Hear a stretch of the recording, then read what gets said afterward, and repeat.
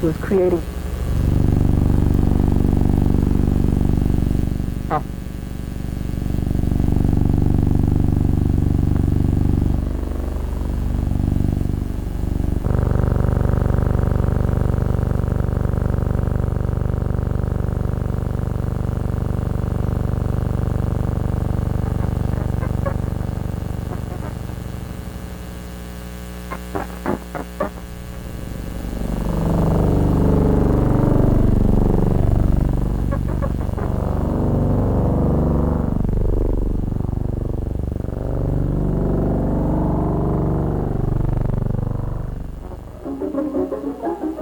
Playwright at Work, we're exploring the creative methods, the philosophies, and the aspirations of a new group of writers for the theater. Our guest today is Lorraine Hansberry. Miss Hansberry won the New York Drama Critics Circle Award for her first Broadway play, A Raisin in the Sun. Later in the program, we'll see a scene from Miss Hansberry's work in progress, Toussaint. The scene will be directed for us by Mr. Lloyd Richards, who also staged the Broadway production of A Raisin in the Sun. Actors in the scene will be Bramwell Fletcher and Miss Marie Andrews. Lorraine, a pleasure to have you here today.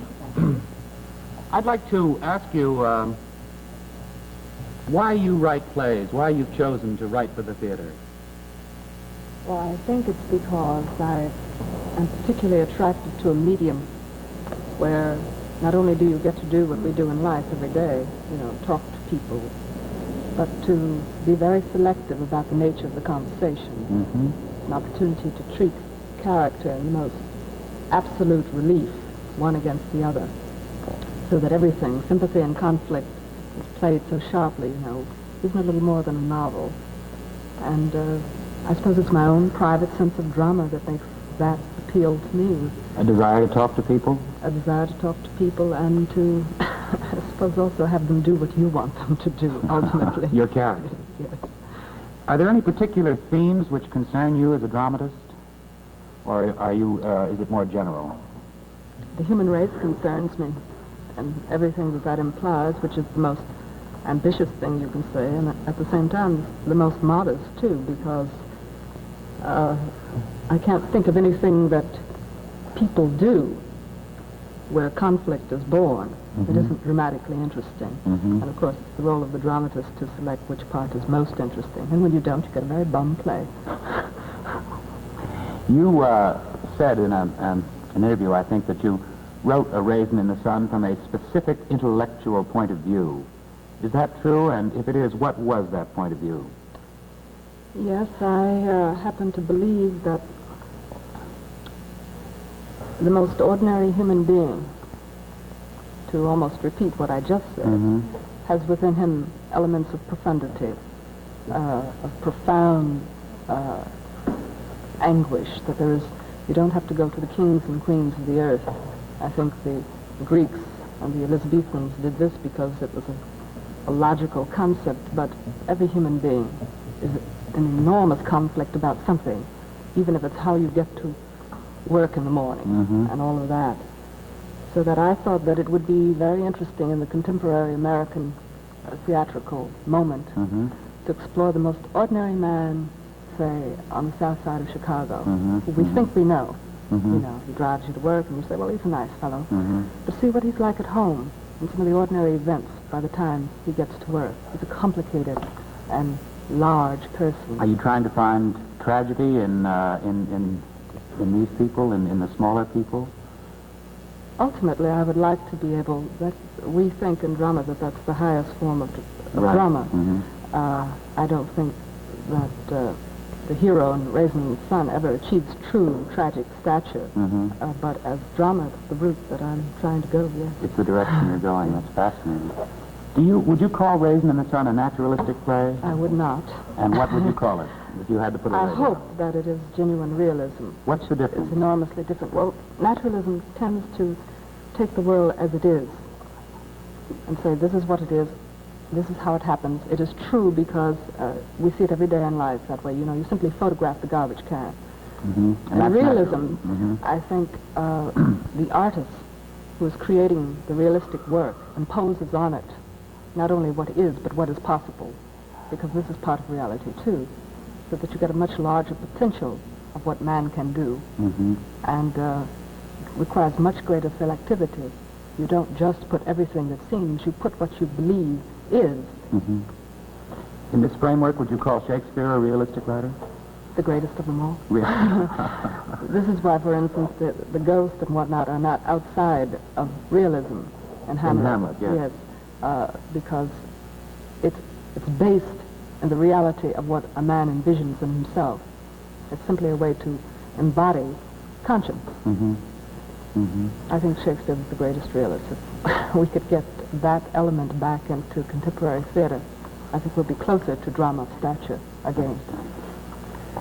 The play you're working on now is called Toussaint, and is about, well, perhaps you might tell us who Toussaint was and briefly what it's about.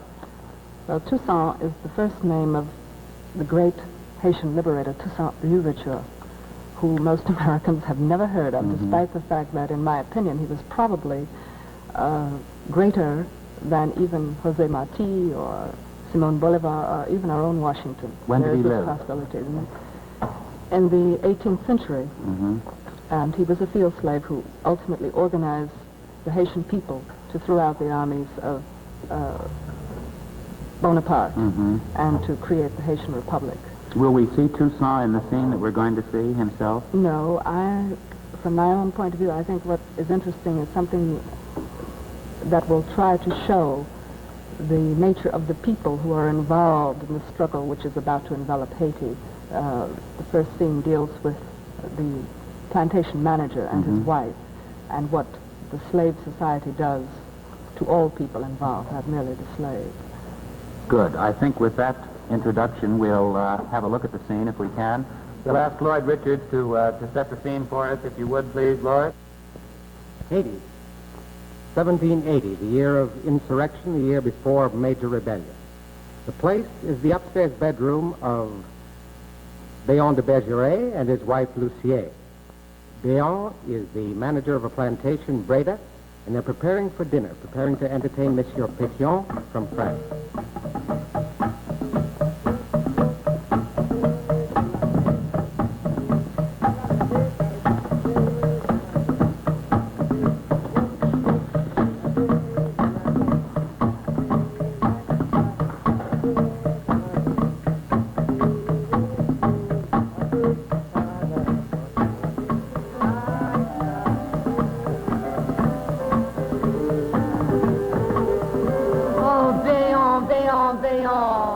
The point remains that I am in no mood to hear your dull, tiresome talk of acreage and harvest, or an equally dull, tiresome discussion of the present political state of affairs of France. The current palpitations of the French directory don't interest me. Napoleon himself doesn't interest me. I am not interested in your guests, and I shall not want to hear one single word that they have had to say when they are gone. Well, my sweet, you will hear it this evening. Not only that, you will listen the entire length of time that their entertainment may require. In fact, you will make it seem to our guests that you have never enjoyed anyone's company quite so much. You will laugh your disarming and enchanting little laugh at each and every anecdote that Monsieur Pétion may care to tell. And you will stretch your eyes wide with delight at each item of Parisian gossip that Madame Pétion has care to offer. You will do it. You will do all of it.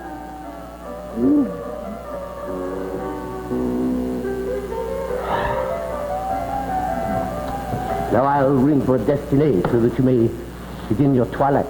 How you do sigh of Les Péons.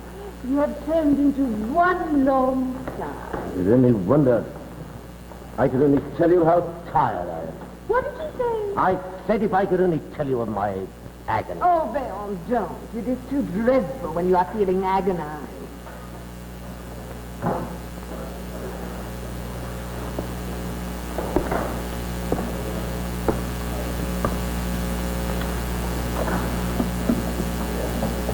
It is the measure of our marriage now, Béon, that you wear the clay from her grave right into our bedroom.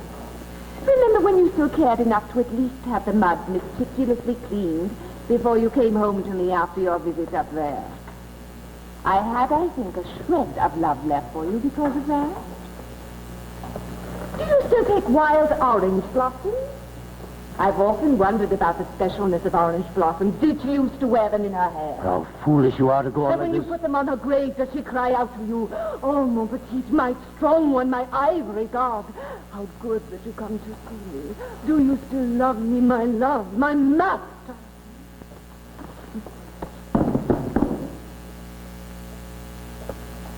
What made you bury her up there, Béon? Was it some special romantic plea on the deathbed? I can't talk to you when you're like this. Oh, yes, you're right, Béon. I am being suffocating. I should have taught myself not to care or not to know, as is the fashion of the wives of Santo Domingo. We shall forget it all when we're back home in France. I am home. Of late you seem to forget, my darling, that I am a Creole. This is my home. The sea is in my blood, the mountains my very brain, and the cane fields down there, why, Béon, they are the stuff of this buccaneer flesh of mine. I intend to die here. This romance of the Creole. If you like. Oh, tell me about the Pétillon. You knew them in Paris, didn't you? I never met his wife. I met him once or twice at Noé. What's he like? Tell me that and I shall tell you to a detail what his wife is like. I am brilliant at that. You say so yourself. He's a man. Where am I got him? What sort of man? The man, that's all. Where am I got him? Why are you sullen now? I've changed my mood. Why don't you change yours? I'm not being sullen. I'm looking for my Scotland. You are a true gentleman. You would have someone dress you. I despise having anybody hovering over me while I'm dressing.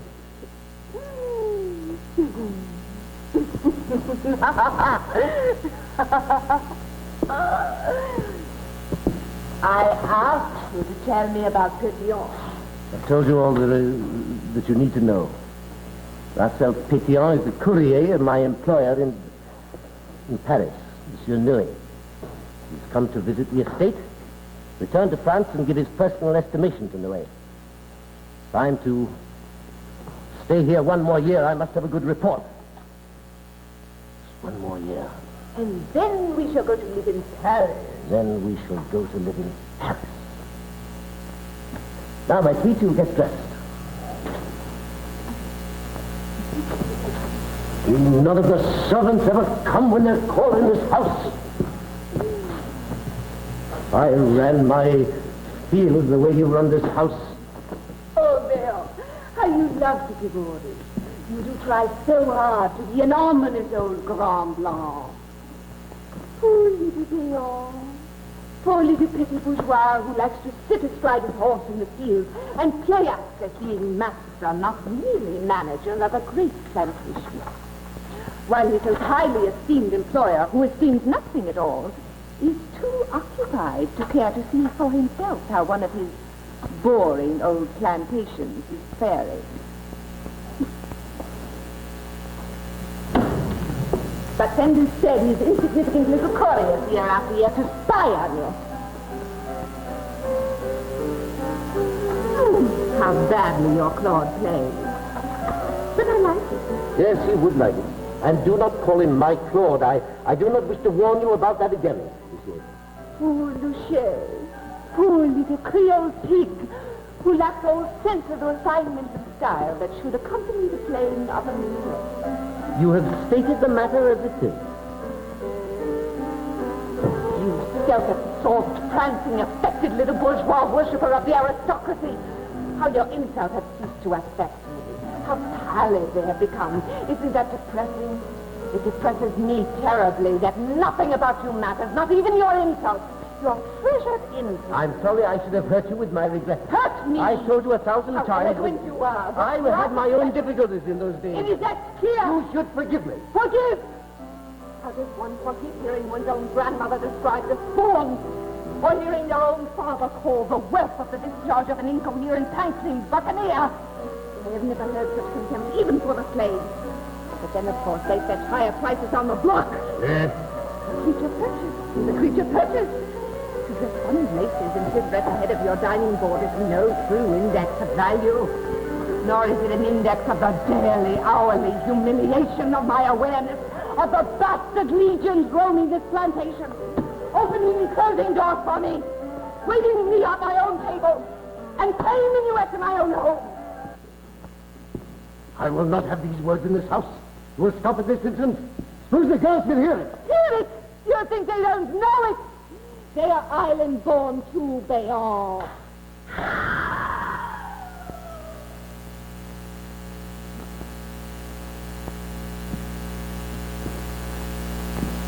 Who is your Toussaint having punished now?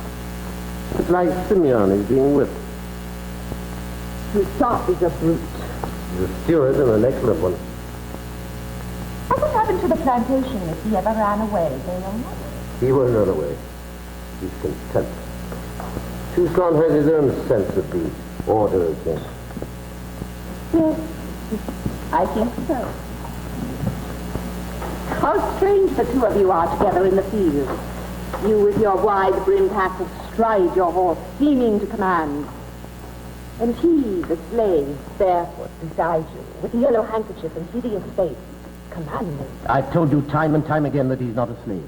Well, is he free? No, he's not free either. Then he must be a slave. You're either one thing or the other. It's a special situation. As a woman, you wouldn't understand it. Oh, but explain it to me, Bayonne. I will try very hard to understand it. And tell me about yourself. Are you a free man, Bayonne? Of course I'm a free man. Then why haven't you left Santo Domingo long ago?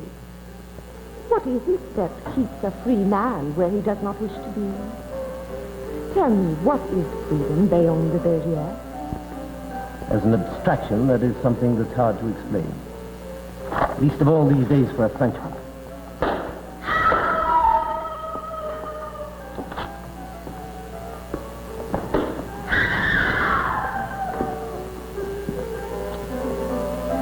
You think he gets pleasure from it? Of course he does. Personally, I don't think so. I've watched his merciless way with the slaves, and I saw no pleasure in it. What do you mean? A woman's reasoning. It would bore you or make you laugh. I shall think it myself. Excellent. I only know that Toussaint knows how to drive men. Men? Isn't there a difference between slaves and other men, Bill? In the sense that I meant it just now, they're all the same. I saw him once when he was having Sidoni whipped. He stood quite near with his arms folded across his chest, watching, with the most complicated expression on his face that I have ever seen. Yes, he's a weird old buck, if that's what you mean. But one thing is certain, he's content. I wish I could say the same for the others. But with their running away and their rebelliousness. But Toussaint is a special kind of black. There's something strange and almost mystical in his acceptance. I asked him one day, quite casually, about the insurrection. He waved the question away as though he were impatient of listening to the subject. Toussaint is a wise man. Now, my sweet, you'll get dressed.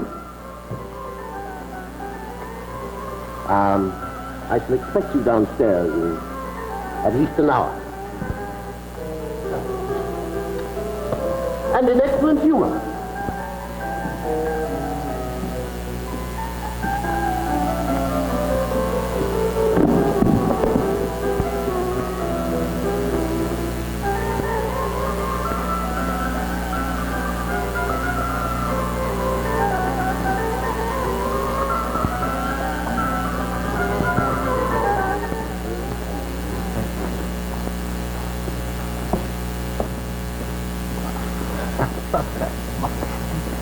Lloyd, thank you very much indeed. Well, thank you, Frank, and thank you, Lorraine. I'd like to open the discussion by asking Lorraine what you were working for in this scene and how well you feel it was achieved. Well, as a preliminary scene, as what will, I still hope, be the very beginning of the play, it was an effort to set preliminary character of two principals, and to discover some personal aspects of their lives before we see them in conflict with other people in the play, so that the audience is able at once to begin to relate to them in what may not be entirely sympathetic roles as the play evolves, but as human beings, which is always a certain measure of sympathy. This is why I want them to be people in our minds first. Lloyd, what problems did you deal with in doing the scene, and how well do you think it came off? The problem was to get it all in. The fascinating, absolutely fascinating part of working on Lorraine's work is that there are so many levels of work to get in. It isn't just the obvious. There are things being said about not just the characters. There are things being said about the time, the milieu, and to suggest those things and to work out of those things, particularly like in this scene. Yes. For me, there were the three levels of slavery. The level of slavery that existed or exists with Toussaint and the relationship to Toussaint. The actual slaves, which you see in the scene even setting up the table. You don't see it here, but it happens if you see it on the stage. Then there's the level of slavery of the wife, a woman bought, you know, not a woman loved, a woman purchased, really, and the effect of slavery on her. Then ultimately, Bayon himself, a man who's a slave to the system. He can't break out of it himself. It dehumanizes him right down the line, and this effect on each individual and what it causes them to do to the other was the thing that I was working for in the scene, and the thing that I think is there and must be realized, and it's fascinating to work on. I certainly think it was realized. Did you have those three levels in mind when you wrote the scene, Lorraine? Yes, I'm so glad to hear that this is what Lloyd feels about it. It grows out of a thought of mine that as I study history, that virtually all of us are what our circumstances allow us to be, and that it really doesn't matter whether you're talking about the oppressed or the oppressor. An oppressive society will dehumanize and degenerate everyone involved. And in certain very poetic and very true ways at the same time, it will tend to make, if anything, the oppressed have more stature, because at least they are arbitrarily placed in the situation of overwhelming that which is degenerate, in this instance a slave society. So it isn't that, it doesn't become an abstraction, it has to do with what really happens to all of us in a certain context. And which is what really happened in Haiti with Toussaint, isn't that yes, correct? exactly. Are there any particular problems you found inherent in writing, working on an historical play? Yes, what I think a dramatist has to do is to thoroughly inundate himself or herself in an awareness of the realities of the historical period, and then dismiss it, and then become absolutely dedicated to the idea that what you are going to do is to create human beings whom you know in your own time, you see, so that all of us sitting out in the audience feel that, oh yes, we know him, no matter what period. This is the 1700s, but we must feel, I have had this experience, I have known this person, so that once you know the realities of the time, you use them really as residue at the back of the head, so that you know you don't have them go out and get an automobile, but that where the human emotion is universal in the time sense as well as the world sense. Well, you spoke in the first section about the realistic play, the dramatist superimposing his own solution. Aren't you stuck with the facts of history in a play like this? Oh, you have to be true to the facts of history, but within that context, many things are possible about the supposition of human reactions to a situation. But you don't have the French win the revolution, obviously, because that is... I understand. That would be against realism. And wishful thinking. Lloyd, in a hypothetical situation, if you were putting this play into rehearsal tomorrow, would you ask Lorraine for any changes in the scene? Oh, if I was putting the play into rehearsal tomorrow, no, I wouldn't. I don't think even now I'm completely able to judge. I think this scene as it exists works with minor changes here and there. I know she has some ideas about that. But this scene exists within other scenes that are going on at the same time. This scene is upstairs. Downstairs, the slaves are setting the table. You find too many people Which is also indicative of slave society, where, as Lorraine said once when we were discussing it, 40 people to wait on 4. One only brings in the pickle fork, the napkin ring. That's all he has to do. And just people standing around, a waste of it. That you see. And that will show in the thing. And the outside, the waste of human energy, the waste of human life, and this taking place within it. Now, I'd have to see all that to see what minor changes would have to be made, but I don't think they'd be major at this point. Lorraine, did you learn anything from seeing the scene performed? Yes, both in terms of strengths and weaknesses. I think it does work dramatically. There are points where it's a little static, and some static quality in this kind of work is desirable. I have toyed with the idea in my head already, which this makes me wonder about again, the possibility of a third character being in the scene. The wife in the room? Yes, who would be a slave, a male servant, who really is dressing him. This would be one of the affectations of the aristocracy that Bayonne has taken on. And where this man is literally there. And would they play the same emotions in front of this man? Exactly.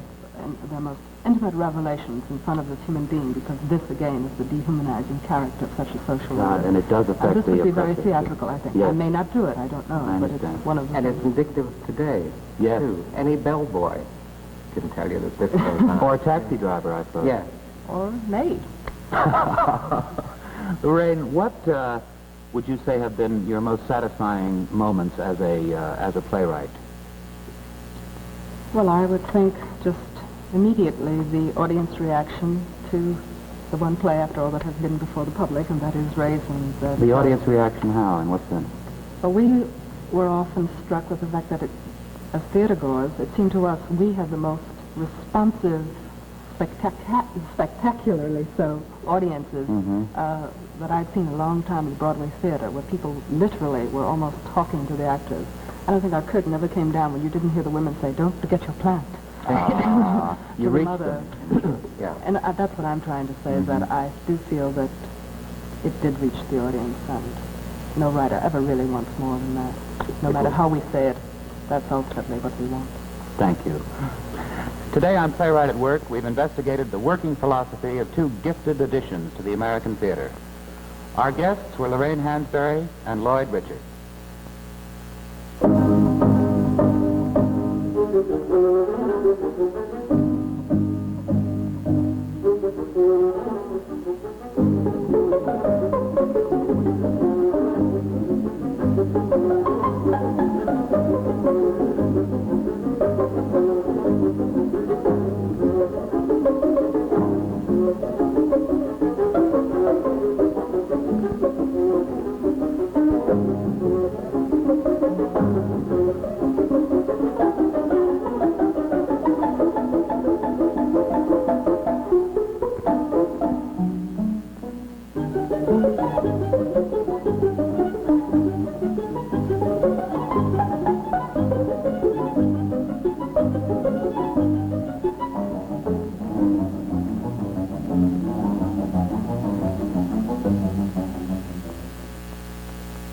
This is NET, National Educational Television.